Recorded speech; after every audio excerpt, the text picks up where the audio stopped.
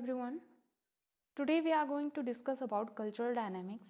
में हम बात करेंगे कल्चर क्या होता है, कल्चर के डिफरेंट डायमेंशंस क्या होते हैं। तो इन सबसे पहले इन सारे मेजर टॉपिक पे बात करने से पहले हम इस बारे में बात करेंगे कि हमें ये पढ़ने की ज़रूरत क्यों है। चूँकि इंटरनेशनल ह्यूमन रिसोर्स मैनेजमेंट हम पढ़ रहे हैं, स्ट्रैटेजिक ह्यूमन रिसोर्स मैनेजमेंट पढ़ रहे हैं, डेफिनेटली हम उस एरा की बात कर रहे हैं जहाँ पे हमारा इंटरनेशनल या क्रॉस कल्चरल ट्रांजेक्शन या क्रॉस कल्चरल इंटरेक्शन बहुत ज़्यादा है। ऐसे में बहुत बार होता है कि कल्चरल डिफरेंसेस हमें अगर क्लियर ना हो तो कॉन्फ्लिक्ट की सिचुएशन अराइज हो जाती है।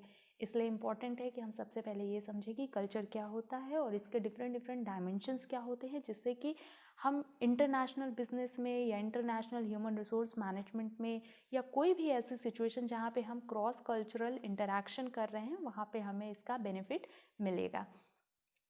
तो सबसे पहले बात करते हैं कल्चर क्या होता है।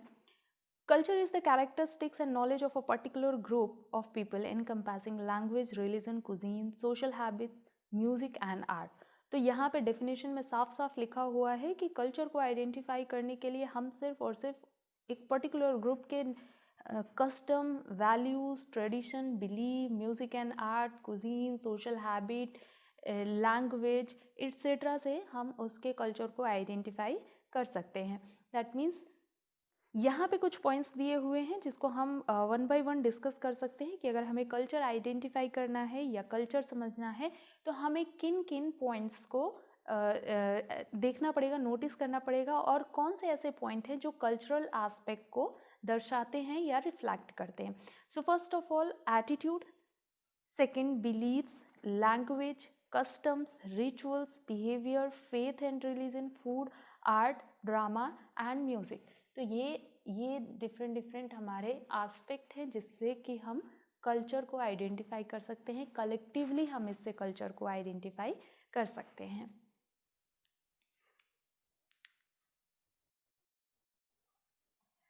अभी हम लोगों ने ये डिस्कस कर लिया कि कल्चर को हम कैसे आइडेंटिफाई कर सकते हैं। अब हम ये थोड़ा सा और डीपली डिस्कस कर सकते हैं कि कल्चर को कितने टाइप में डिवाइड किया गया है। तो यहाँ पे दो कैटेगरी दी हुई है। First category low context culture and second and high context culture and second category is Hofstede dimension, जिसमें है masculine versus feminine, risk avoidance, power distance, individualism versus collectivism, long term versus short term. तो सबसे पहले बात करते हैं लो context culture की। Low context culture intentions are expressed verbally and directly and situations are not allowed to change the meaning of words and behavior. In low context culture, generally people are very straightforward. They believe in direct communication. They are less diplomatic या ये कह सकते हैं कि बातों को घुमा फिरा करके कहना ये उनका एक एटीट्यूड नहीं होता है। बेसिकली वो अपना इंटेंशंस और अपना जो भी गोल्स एंड ऑब्जेक्टिव वो ईजिली एंड डायरेक्टली कम्युनिकेट करते हैं। तो इस तरह के कल्चर को लो कॉन्टेक्स्ट कल्चर कहा गया है। एंड इसके जस्ट अपोजिट होते हैं हाई कॉन्टेक्स्ट कल्चर, जहाँ पे people are more prone to be less direct communication. That means कि यहाँ पे जो इस तरह का जो कल्चर होता है, हाई कॉन्टेक्स्ट कल्चर होता है, तो people generally focus on human relationship, emotions and feelings को भी इंपॉर्टेंस देते हैं। साथ ही साथ नॉन वर्बल कम्युनिकेशन को बहुत इंपॉर्टेंस देते हैं। नॉन वर्बल कम्युनिकेशन बेसिकली हमारा sign language, paralanguage, body language, इस तरह के जो कम्युनिकेशन होते हैं उनको भी वो नोटिस करते हैं। तो इस तरह के कल्चर को हाई कॉन्टेक्स्ट कल्चर कहा गया है। तो लो कॉन्टेक्स्ट और हाई कॉन्टेक्स्ट कल्चर को हम डायरेक्ट कम्युनिकेशन और इनडायरेक्ट कम्युनिकेशन के बेस पे हम डिफ्रेंशिएट कर सकते हैं और इसको समझ सकते हैं। अब बात करते हैं हॉफस्टेड्स डायमेंशन की, जिसे हॉफस्टेड मॉडल भी कहा जाता है। इट वाज डेवलप्ड बाय गिर्ट हॉफस्टेड, जिन्होंने एक स्टडी की हुई थी और उस स्टडी के बेसिस पे इन्होंने कुछ कल्चर के डायमेंशंस फाइंड आउट किए थे। जो भी डायमेंशंस इन्होंने फाइंड आउट किए हैं उन्होंने इसको दो एक्सट्रीम पे रखा हुआ है, एक हाई एंड लो। तो जो भी डायमेंशन है इसको वो दो कैटेगरी में डिवाइड करते हैं, एक हाई लेवल में और दूसरा लो लेवल में। सबसे पहले बात करते हैं मैस्कुलिन वर्सेस फेमिनाइन की। Masculine culture versus feminine culture. ये जो कल्चर डिवीज़न है ये मैस्कुलिन फीचर और फेमिनाइन फीचर के बेस पे है। तो masculine culture promotes masculine values like assertiveness, materialism and lack of concern of other, and feminine emphasis on feminine values like concern for others, relationship etc. ये culture divide किया गया है masculine traits या characteristic के base पे और फेमिनाइनिटी यानी feminine characteristics के बेस पे। तो बेसिकली जो भी कंट्री के अंदर मैस्कुलिन फीचर्स ज़्यादा होते हैं वो मैस्कुलिन कल्चर कंट्री होती है, और जिस कंट्री के अंदर फेमिनाइन फीचर्स ज़्यादा होते हैं वो फेमिनाइन कल्चर कंट्री होती है। और मैस्कुलिन फीचर में बेसिकली क्या होता है, मैस्कुलिन फीचर्स में बीइंग कॉम्पिटिटिव ऑफ या having sense of position, lack of concern for other people, इस टाइप का जो सेंस होता है ये मैस्कुलिन ट्रेट्स को रिफ्लेक्ट करता है, इसलिए ये मैस्कुलिन कल्चर के फॉर्म में डिफाइन किया गया है। On the other hand feminine का मतलब होता है being humble, having patience, concern for relationship, more emphasis on peace etcetera.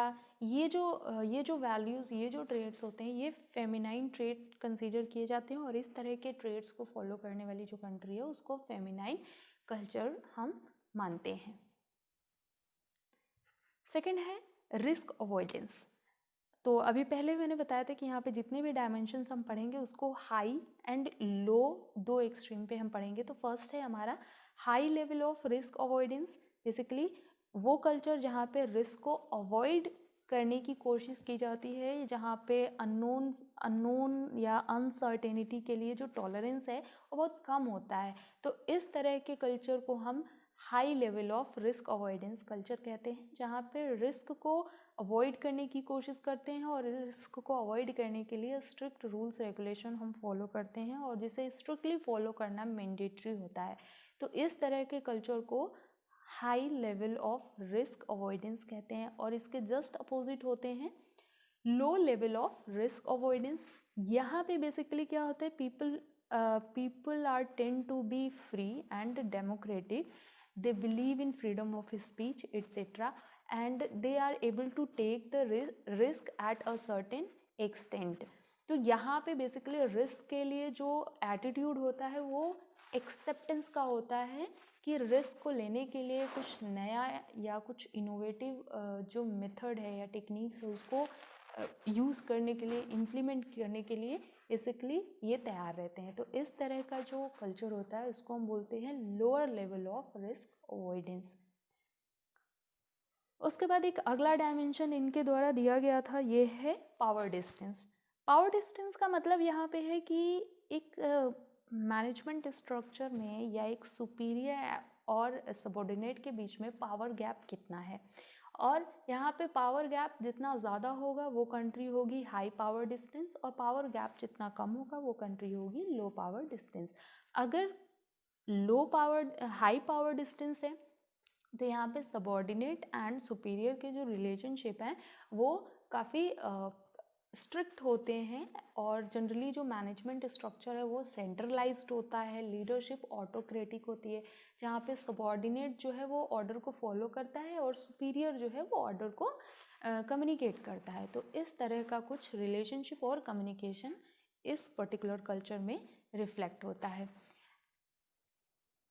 On the other hand in low power distance country basically superior and subordinate के बीच में जो रिलेशन होता है वो काफ़ी फ्रेंडली होता है, ओपन होता है, और प्रॉपर कम्युनिकेशन इनके बीच में होता है, जिससे इनके बीच का जो रिलेशनशिप है वो पॉजिटिव एंड कोऑपरेटिव होता है। तो लो पावर डिस्टेंस में जो मैनेजमेंट स्टाइल है वो डिसेंट्रलाइज्ड, और लीडरशिप स्टाइल जो है वो फ्री रेन या फिर डेमोक्रेटिक होती है। And the next one is individualism versus collectivism.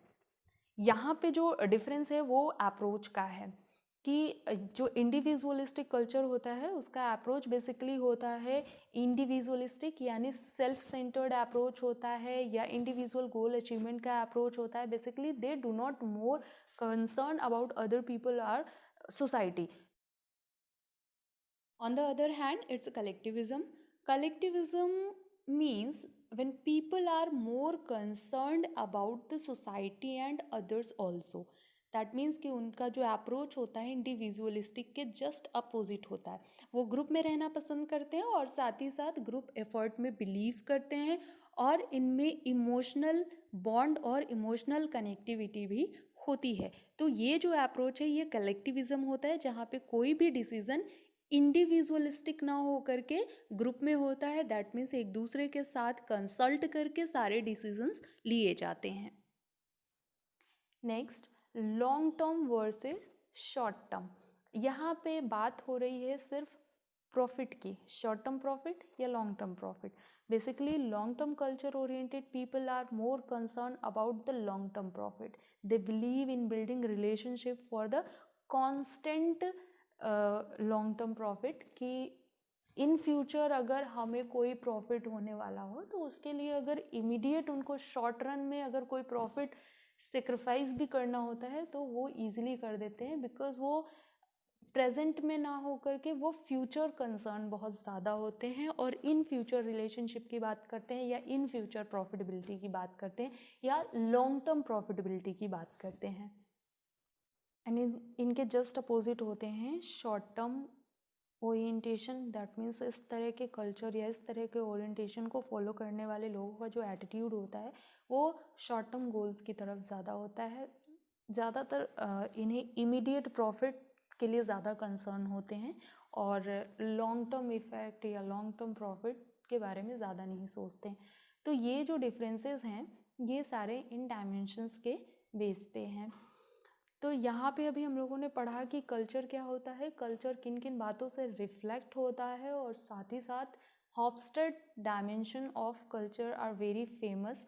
हॉफस्टेड ने जो स्टडी की थी उसके बेस पे जो इन्होंने कल्चर के एस्पेक्ट्स आइडेंटिफाई किए वो काफ़ी पॉपुलर रहा है, और इससे हमें एक कंट्री से दूसरी कंट्री के कल्चर डिफरेंसेस को आइडेंटिफाई करने में बहुत इजी हो जाता है। और अगर हम कल्चर डिफरेंसेस को आइडेंटिफाई कर लेते हैं तो इंटरनेशनल रिलेशनशिप हमारा स्ट्रॉन्ग होता है और साथ ही साथ इंटरनेशनल बिजनेस में हम सक्सेसफुली पार्टिसिपेट कर सकते हैं और अपने जो क्रॉस कल्चर डिफरेंसेस जो आते हैं उनको भी मिनिमाइज़ कर सकते हैं।